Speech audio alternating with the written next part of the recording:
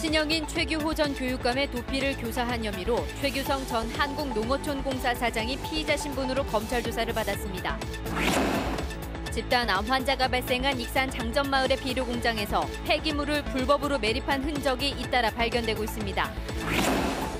국민연금공단이 추진하고 있는 연기금 전문대학원이 교육부와 기획재정부의 강한 반대로 사실상 무산됐습니다. 전북도의회가 시설사업과 해외 연수비, 혁신학교 운영 지원비 등 전북교육청의 내년 예산 122억 원을 삭감했습니다.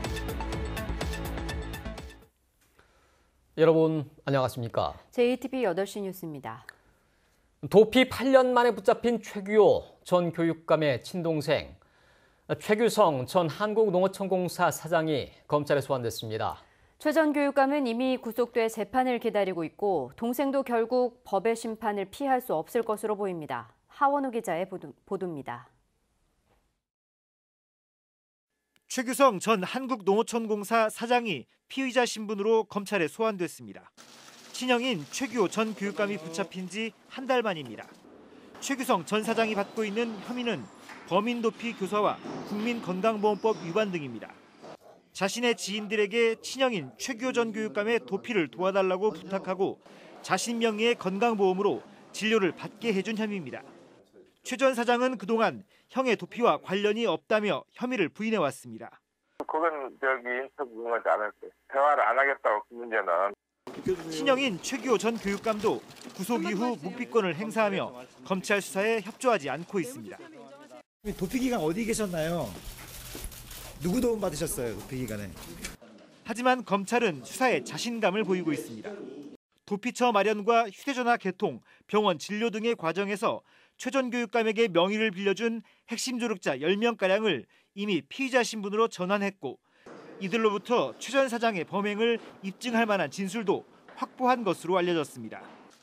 형은 교육감으로 동생은 삼선 국회의원의 농어촌공사 사장까지 지내며 권세를 누렸던 형제가 결국 법의 심판을 받게 됐습니다. JTBC 뉴스 하원호입니다. 네, 이번엔 검찰로 가보겠습니다. 오늘 오전 9시쯤 검찰에 출석한 최규성 전 한국농어촌공사 사장은 지금까지 조사를 받고 있습니다. 전주지검에 나가 있는 취재기자 연결하겠습니다. 오정현 기자, 소식 전해주시죠. 네, 전주지방검찰청입니다. 최규성 전 한국농어촌공사 사장은 오전 9시쯤 변호사를 대동하고 출석했고 현재까지도 조사를 받고 있습니다. 이번 소환 조사를 끝으로 수사를 갈무리할 계획인 만큼 이 쟁점 사안에 대한 추궁이 12시간 가까이 길어지고 있는 모양새입니다. 최 전 사장이 받고 있는 혐의는 앞서 리포트에서 전해드린 것처럼 범인 도피 교사, 그러니까 친형 최규호 전 교육감의 8년 도피를 누군가를 통해서 또 누군가에게 지시해서 도왔느냐라는 겁니다. 이 현행법상 가족은 범인 은닉 도피죄로 처벌할 수가 없습니다. 하지만 최 전 사장이 제3자를 지켜 형에게 돈을 건넸거나 도피를 도왔다면 이건 죄가 됩니다. 검찰은 도피 초부터 친형인 최 전 교육감과 긴밀하게 또 여러 차례 연락하면서 도피를 도운 것으로 보고 있습니다. 통장과 휴대전화 등 명의를 빌려준 도피 핵심 조력자 10명은 이미 피의자로 전환된 상태인데 이들 중 상당수는 최 전 교육감이 도피처로 삼았던 인천 지역 사람들인 것으로 드러났습니다. 다만 당초 알려진 것과 달리 교육계 인사는 없었고 연루 의혹을 산 전 법무부 장관 역시 포함되지 않은 것으로 확인됐습니다. 검찰은 이번 소환 조사는 최 전 사장의 태양광 사업 논란과는 관련이 없다고 덧붙였습니다. 최 전 사장의 기소 여부를 포함한 이 검찰 수사 결과는 다음 주쯤 발표가 될 것으로 보입니다. 지금까지 전주지방검찰청에서 JTBC 뉴스 오정현입니다. 네, 익산 장전마을에서 집단으로 암 환자가 발생한 원인으로 인근 비료 공장이 지목받아 왔는데요. 오늘 이 비료 공장에 대한 현장 조사가 이루어졌습니다. 폐기물을 공장 안에 몰래 묻었다는 주장을 뒷받침할 수 있는 정황들이 속속 드러났습니다. 김진영 기자가 보도합니다. 지하에 만들어진 비밀 폐수 처리장 주변을 파헤치자 역한 냄새와 함께 시커멓게 썩은 흙이 모습을 드러냅니다. 검은 흙은 순식간에 산더미를 이룹니다. 비밀 폐수 처리장에서 나온 오폐수가 유출돼 주변 땅이 오염된 겁니다. 실제 그 양질의 토양이 아니고 시커먼 흙이 확인할 수 있잖아요. 그리고 냄새도 악취도 기름 냄새가 나기 때문에 뭔가 관련된 그런 찌꺼기들이 이렇게 유입되지 않았느냐. 공장 주변에서는 성분이 확인이 안 된 폐기물이 쏟아져 나왔습니다. 폐기물 불법 매립이 의심되는 공장 마당에 대해서도 시료를 채취해 토양 오염 여부를 확인하고 있습니다. 민간협의회는 폐기물 불법 매립이 광범위하게 이루어진 것으로 보고 공장 안 9곳에서 시료를 채취했습니다. 또 폐수의 비밀 배출구 흔적을 발견해 조사를 진행하고 있습니다.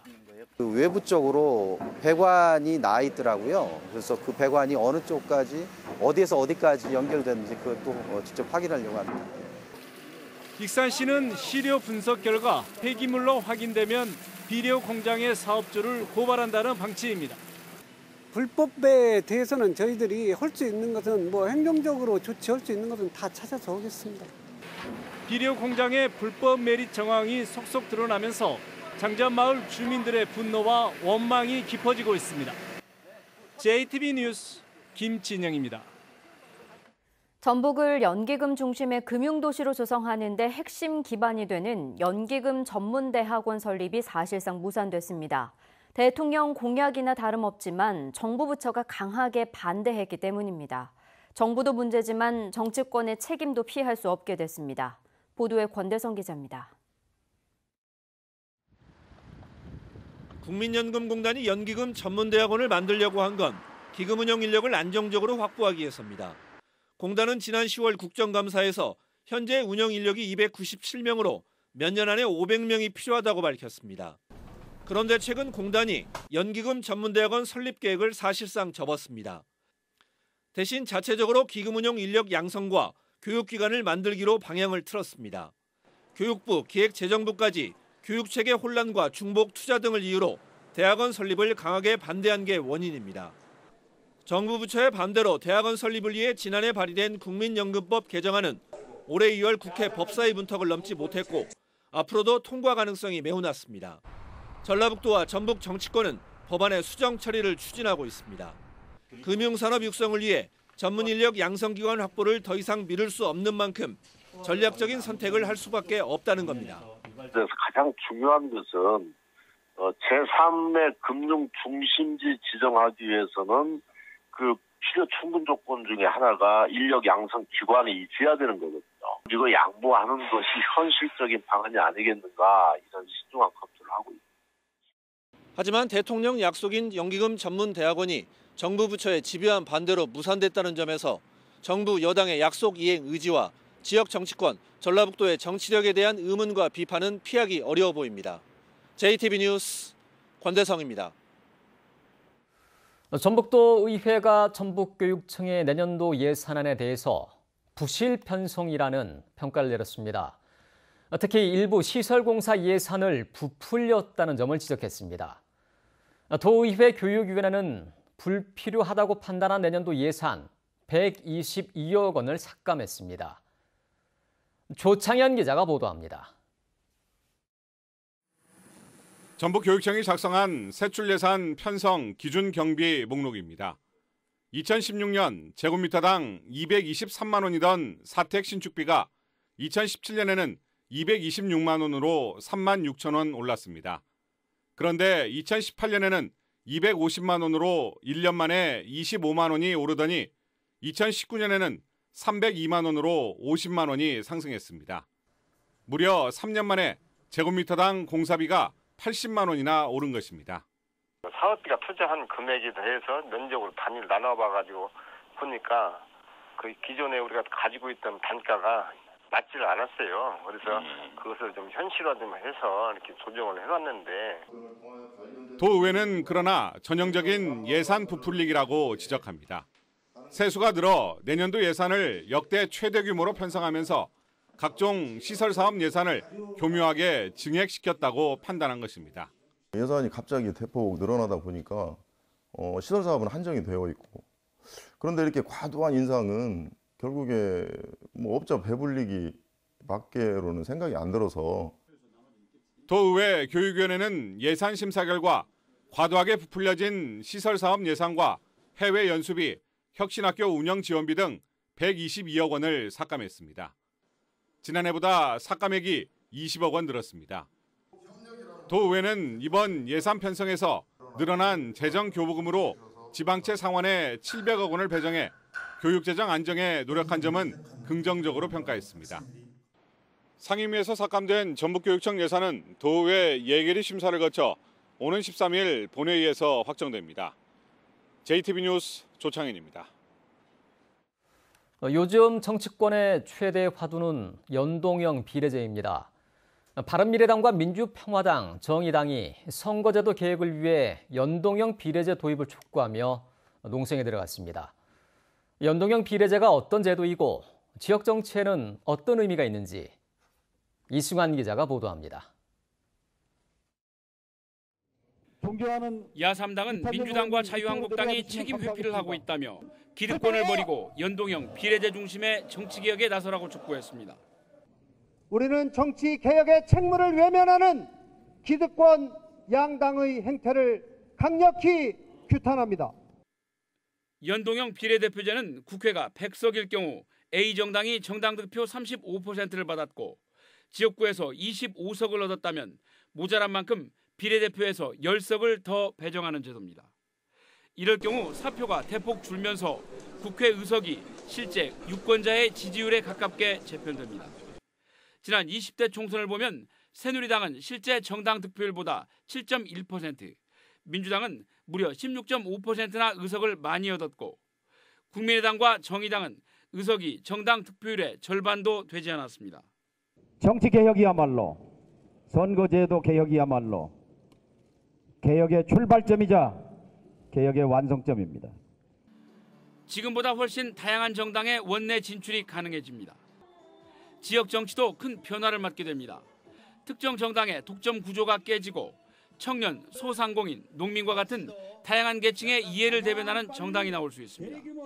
정당 간 경쟁 구조가 실제로 시작되게 되는 겁니다. 그런 면에서 연동형 비례대표제야말로 지역 정치를 혁신하는 데 가장 중요한 제도개혁 문제다. 정치개혁의 대의 명분에는 모두 공감하지만 선거가 임박한 데다 각 당의 이해가 엇갈리는 만큼 연동형 비례제를 둘러싼 공방은 더욱 뜨거워질 전망입니다. JTB 뉴스 이승환입니다. 대통령과 5당 대표 이양로 진안 군수가 주민들에게 명절 선물을 제공했다는 의혹을 수사하고 있는 검찰이 전남 수사검사를 지정하는 등 수사에 속도를 내고 있습니다. 검찰은 선거법의 공소시효가 열흘도 남지 않은 만큼 전남 수사검사를 지정해 수사를 신속하게 진행하고 있다며 오는 12월 13일로 선거사범에 대한 공소시효가 지나더라도 정치자금법 등 다른 혐의를 적용하는 방안도 검토하고 있다고 밝혔습니다. 전북선거관리위원회는 지난 29일 이양로 진안 군수가 측근을 동원해 주민들에게 선물을 제공했다는 의혹에 대해서 검찰에 수사를 의뢰했습니다. 농업기술실용화재단의 지원을 받아 혁신적인 성장을 이루고 있는 농산업체들이 갈수록 늘어나고 있습니다. 이 같은 업체들이 사업 성과와 성공 전략을 공유하는 자리가 마련돼 큰 관심을 모았습니다. 정원희 기자입니다. 이 업체는 지난해 국내에서 처음으로 돼지 소장에서 헤파린 나트륨을 추출하는 데 성공했습니다. 헤파린 나트륨은 혈액 항응고제로 사용되는 의약품과 화장품 원료로 모두 수입에 의존해왔습니다. 이 같은 기술 개발은 회사 성장에 커다란 발판이 됐습니다. 외국에서 수입만 하고 있었는데 우리 회사에서 이 원료에 들어가는 헤파린 나트륨을 자체 생산함으로 해서 독점 공급을 할 수 있게 되었고 무엇보다 농업기술실용화재단으로부터 우수한 기술과 자본을 지원받은 게 큰 힘이 됐습니다. 이처럼 농업기술실용화재단의 지원을 통해 성공의 길을 걷고 있는 전국 각지의 농산업체들이 한자리에 모였습니다. 이들은 사례 발표를 통해 혁신적인 성장을 이룬 비결과 사업 성과를 공유하고 농촌진흥청장 표창도 받았습니다. 오랜 노하우를 통해 개발한 제품들도 전시해 큰 관심을 끌었습니다. 다른 기업들과 같이 이런 노하우를 공유하고 또 그 기업은 더 자긍심을 가지고 더 내년도에 열심히 사업을 해서 더 돈을 더 많이 벌 수 있도록 하는 데 큰 의미가 있고 기술력을 갖춘 농산업체들의 성공 사례가 일자리 창출은 물론 지역 경제 발전에 견인차 노릇을 톡톡히 할 것으로 기대됩니다. JTB 뉴스 정원익입니다. 혁신도시로 이전한 공공기관들에게 해당 지역 농산물 구매를 의무화하는 법안이 발의됐습니다. 국회 김종회 의원은 이전 기관들이 지역민 소득 향상을 돕고 상생할 수 있도록 지역 농산물 이용 촉진 등 농산물 직거래 활성화에 관한 법률 개정안을 발의했다고 밝혔습니다. 김 의원은 2016년부터 이 법이 시행됐지만 전국 333군데 공공기관 가운데 지역 농산물 실적이 있는 곳은 37%에 그쳐 의무화 조항을 추가했다고 밝혔습니다. 어린이가 통학 차량에 방치되는 것을 예방하기 위해 하차 확인 장치가 설치됩니다. 전주시는 전체 어린이집 458개소의 통학 차량 625대에 하차 확인 장치를 설치할 수 있도록 한 대에 20만 원씩 지원하기로 했습니다. 하차 확인 장치는 운전자가 통학 차량의 시동을 끈 뒤 3분 안에 뒷좌석에 있는 벨을 누르지 않으면 경보음이 울리도록 설계돼 있습니다. 급변하는 매체 환경에서 지역 방송이 살아남기 위해서는 지역 방송 지원을 위한 기금이 확대돼야 한다는 주장이 제기됐습니다.